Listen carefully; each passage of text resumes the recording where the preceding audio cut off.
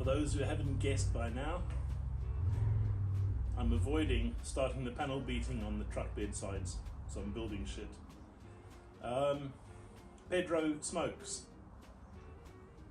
You can't smoke in my house, I'm sorry. So the other night he was standing outside the back door under a little canopy. Rain was coming down and I don't think it was pleasant, so I decided to make him his own little sentry post. So I've got a drum and I've just been down to Cliff, my local mechanic, to fetch another one.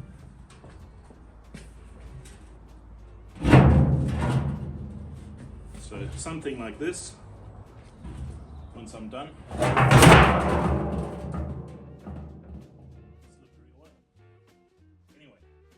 I still want to put this up again and see what it looks like before I destroy it completely.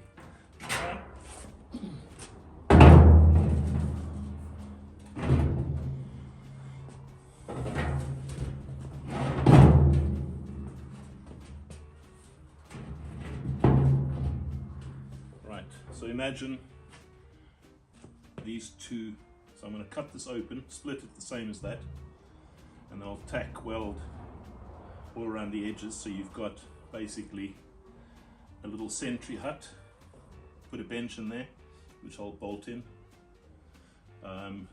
This roof section I'll leave alone, because although it's not 6 foot, when you go and sit into it, it should be enough. But I might cut a section out of there, so that you can stand here and put this on a 12-inch or 300mm high set of legs, so it raises it up just that much, so you can stand in here if you don't want to sit down. So that's the plan. The smallest of little dry smoking spaces. It's still going to be bloody freezing cold, but I've got some carpet that I used in my old Chevy Blazer that I took out, that I had in the floor, because the floor carpeting and that was quite grubby. So when I sold the Blazer, I took that carpeting out and just stashed it in my shed. It's coming out now, what's it, 6 years later, and I'll probably use that to line part of the inside as well, so it won't be cold to touch. It's still going to be shit and cold if you're sitting out in the snow or in the rain, but at least he's not going to get wet. So the next job, measure this one up quickly, go through the process of cutting the base out of it. In fact, I'm going to be cutting the top out of it and then flipping it, because the base is one solid sheet of metal. And then once I've straightened everything out, I'll do a bit of magic, weld it all together. I've also got from next door a couple of curtain blind runners, the aluminium strips. I'll probably put them over the sharp edges here and rivet them into place, so then it's got stronger support and reduces the chances of cutting your legs and arms off. So yeah, this is what I do to avoid starting work on that bloody set of bedsides. We'll get to it. First things first, there's probably going to be another 3/4 of a litre of oil in here, because these have oil in them obviously. And once I've drained the oil out, I'll shove a t-shirt in here to suck up the last of the oil once I've cut it open, and then I can carry on. This one is a bit grubby, but both of these will get cleaned up at some point with some Jif or some kind of oil busting agent, whatever it might be. I'm not sure yet, but we'll get to that.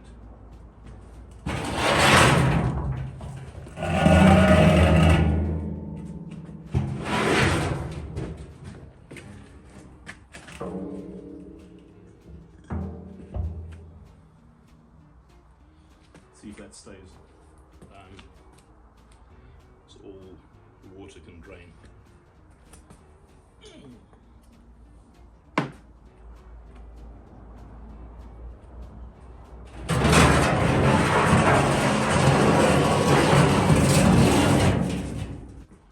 And at this point, we have a little tray, we have a funnel, we have a t-shirt on top of which to work. Thanks Clem to the trucks. These t-shirts have a very long life with me. I wear them as smart wear, then I sleep in them for a while, then I wear them in the garage, and eventually when I burn holes in them, the welding and whatever, they become a rag. but even then they get washed repeatedly. This time it won't get washed because I'm going to use it to clean the inside of that and rub out all the oil.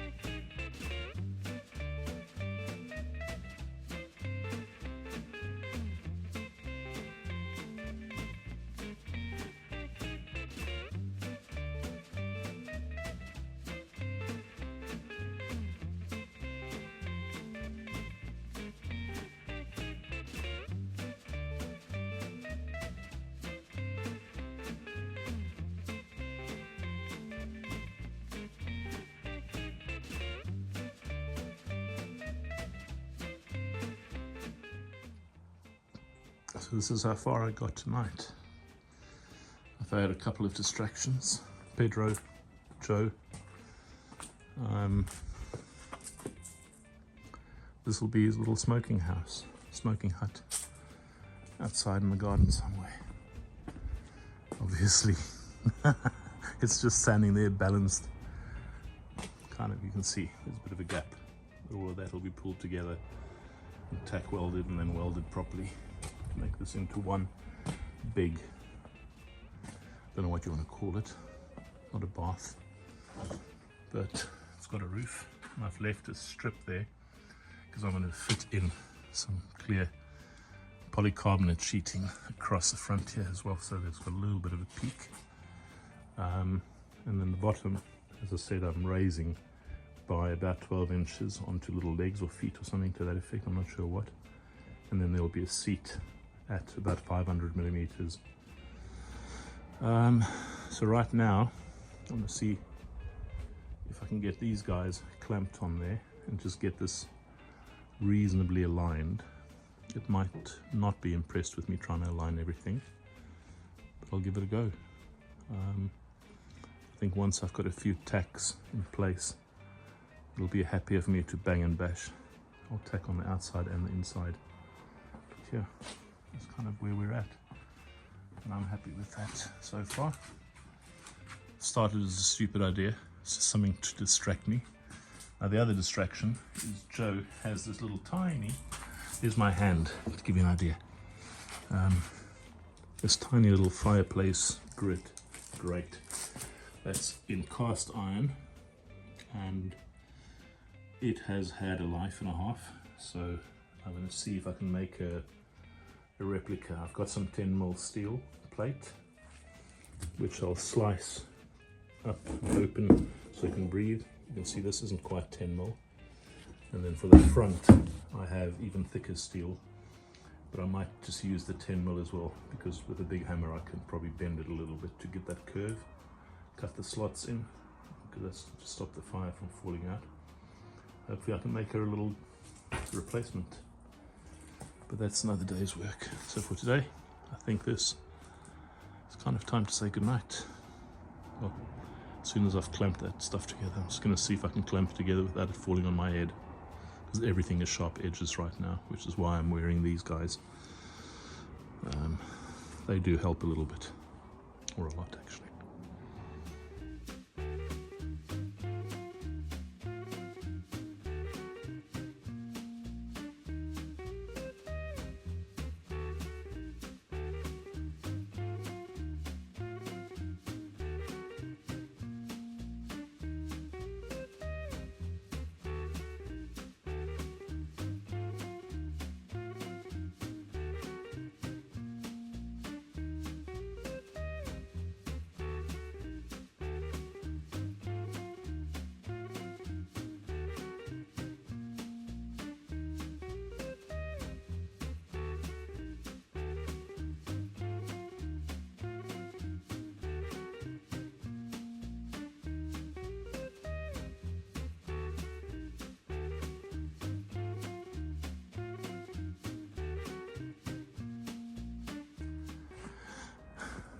unplanned, but just like that, at least we've got a bunch of little tack welds in, because I ground this all clean earlier on.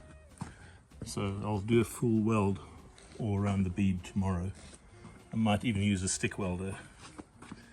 Problem is I've cut lots of little grooves in, but that was so I could straighten it out, so it would come straight more easily. Inside of it looks like this now. As I said earlier on, this is all good. I've got some carpeting over there, which probably I'll try and figure in inside there just to make it a bit nicer. And then I'll straighten out some of the bits and pieces. But I'm happy with that. I think it's come out as good as I planned it to be, if there's such a thing as planning how good things should turn out. But yeah, little smoking hideaway for Pedro.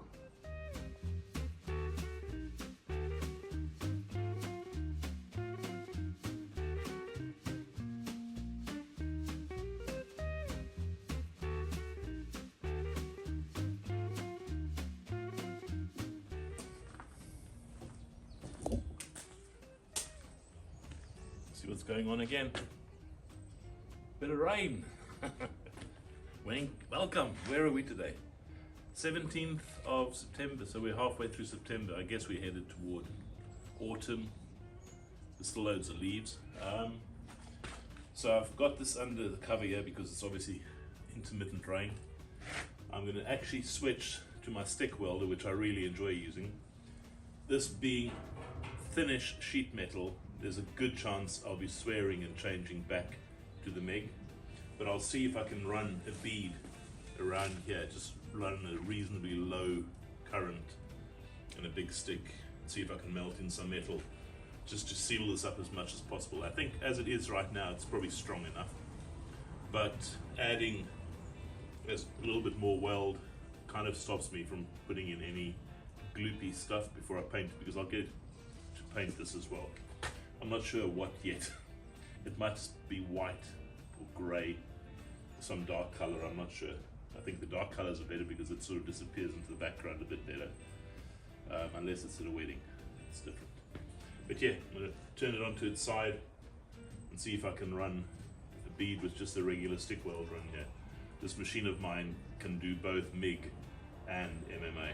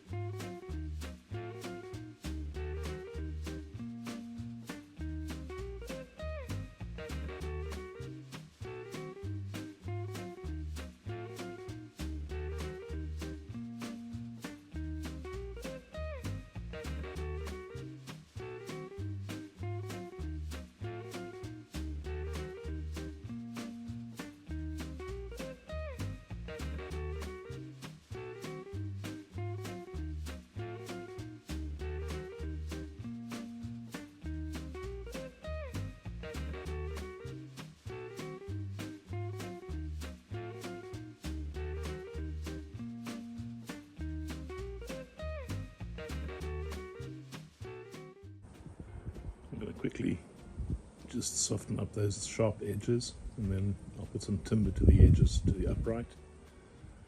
Put a brace at the top for the roof to be screwed down into, and I think it's almost done. Then obviously some paint, because I like painting stuff. We'll see what colour we want to paint in the end. But yeah, bit by bit, it's getting there.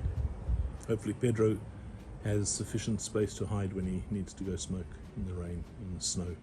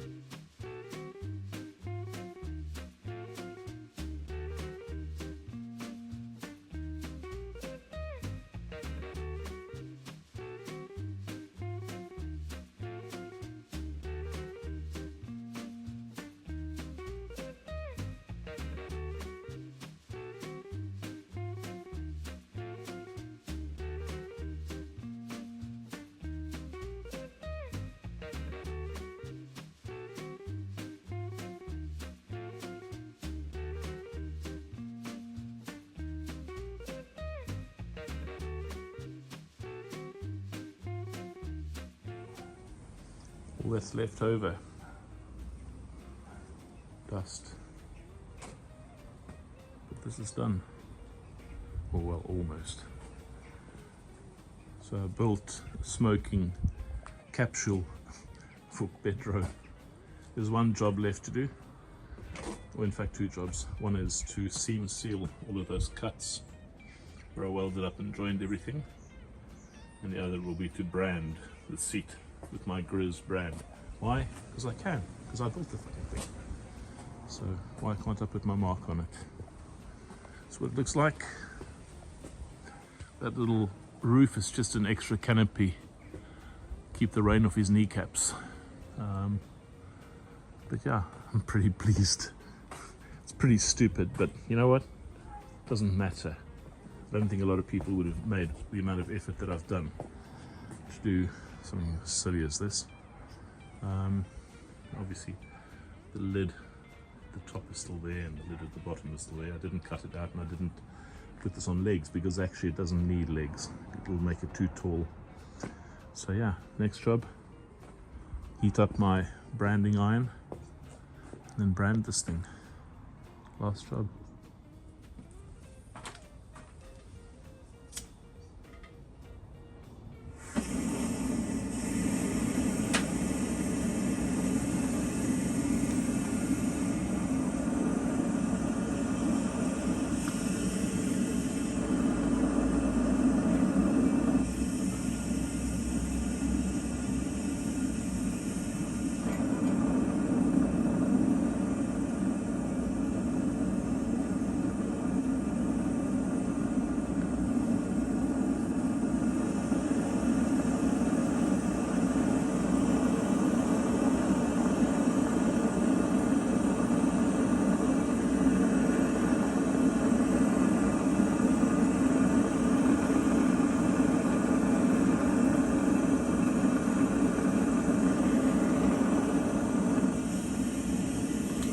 Right, let's see what we can do by branding this thing.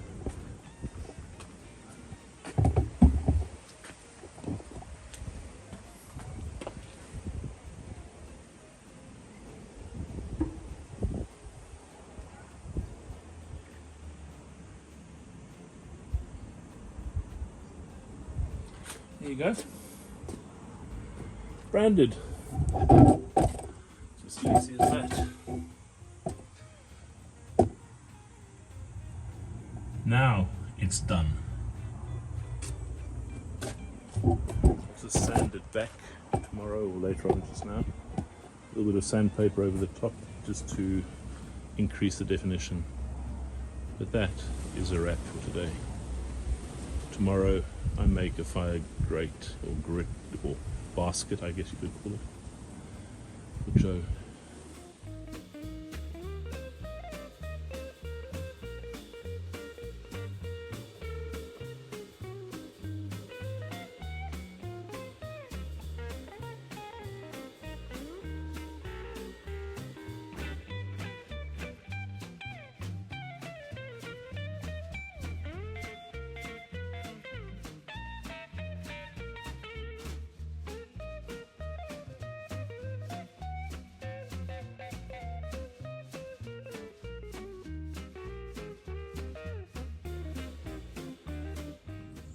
So what we got, Hammerite Smooth, is what I'm going to use today. I looked at all of my tins of paint and half of them I don't know how predictable they are to dry eventually. That's the one thing. The other thing, of course, is the colors were kind of rubbish. I had a brown, which is really good for kind of garden furniture, etc. And then I've got lots of red and green and all sorts of bright colors. But I think putting silver over silver is probably going to be the easiest, make my life a lot easier.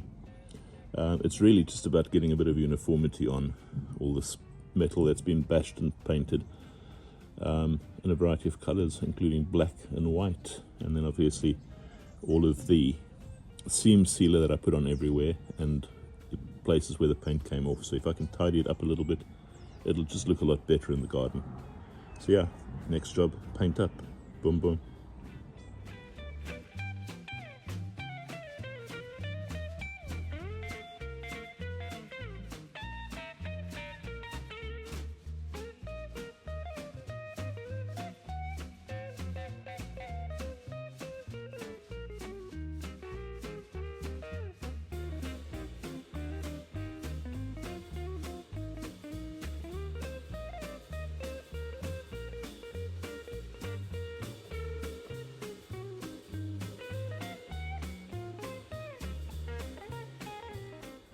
So that's the first coat down. That's literally just to cover up all the rust, marks, grinding, welding, whatever. And obviously the seam sealer that's around the middle seam. And from a distance it looks good enough. Once I put the second coat on, it'll all be the same color of Hammerite, top to bottom. What I will do is think about painting the inside maybe white or some different color. We'll figure it out. But for now, this is it. Off to go fetch some alloy wheels and then to Darren's shop up at Unit Engineering. So probably only back this afternoon. It's time for a break, isn't it? Yeah, I'm happy.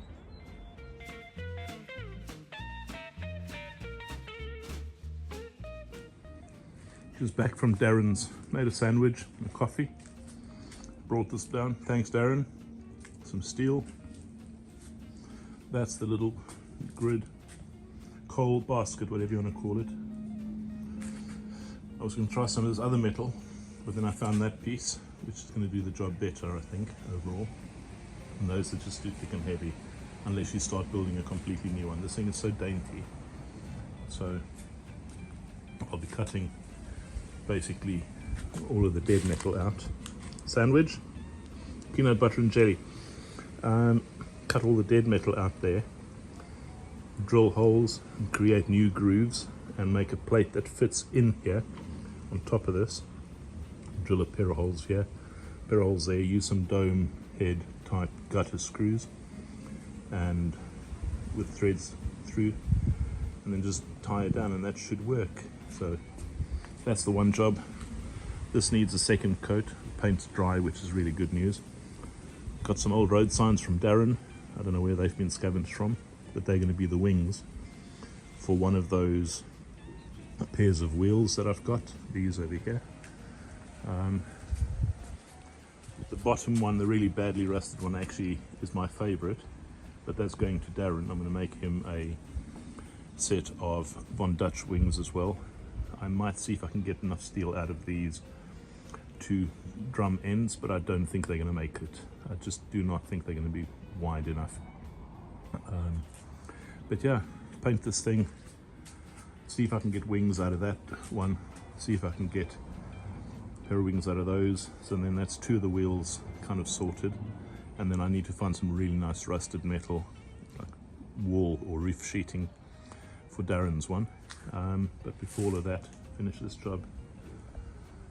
That's for the moment. And then also, before I even get there, I'm going to quickly wash those wheels that I collected this morning. And what else? Oh, and there's a record number 4 vice that came out of Darren's skip. It's missing one jaw, but that is literally a half-an-hour job. Make up a jaw, unthread the screw threads that are there, either tack weld something on there and undo them or whatever, I'm not sure, I'll figure it out. And then that vice will go to Phil. He's actually a restorer of vices, but I might use some of that thick steel. I think that's 12 millimeters or maybe 10. I might use some of that steel to create a new jaw for it.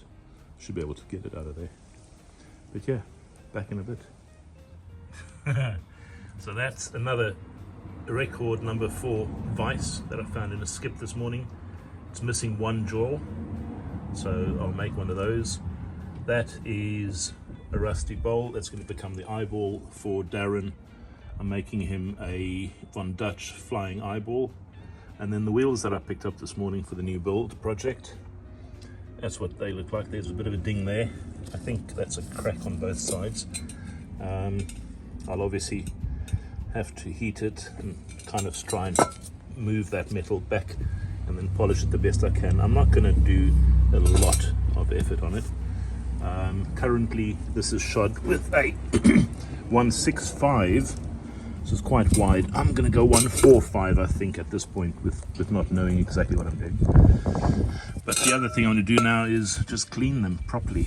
I'm missing those inserts. If anyone's got 3 inserts, that would be really nice. That's obviously for the wheel bolts so that they don't eat their way through the actual alloy. But if somebody's got some of those inserts, that would be much appreciated.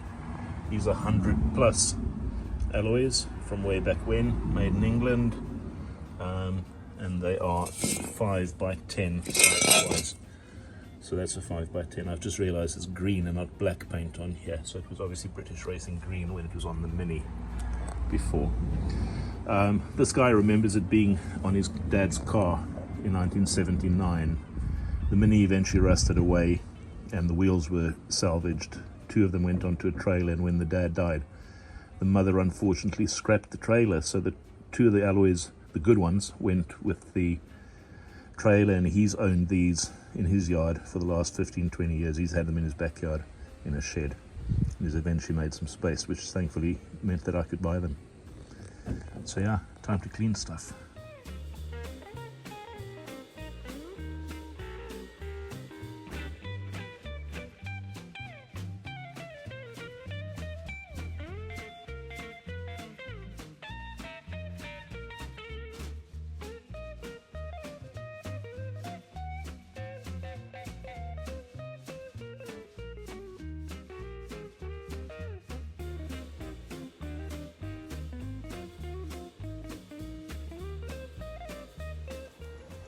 Righty right. So there you go. Record number 4 needs a jaw. It's a bit broken off, but I don't think that's going to affect its function. That'll be a job for Phil. As far as the wheels are concerned, I think they look a bit better, a bit more clean. I'm not going to interfere with them at this point. I'll use the one with the tire for a visual mock-up. That one I'll repair a little bit. But I think they look a lot better than they did half an hour ago.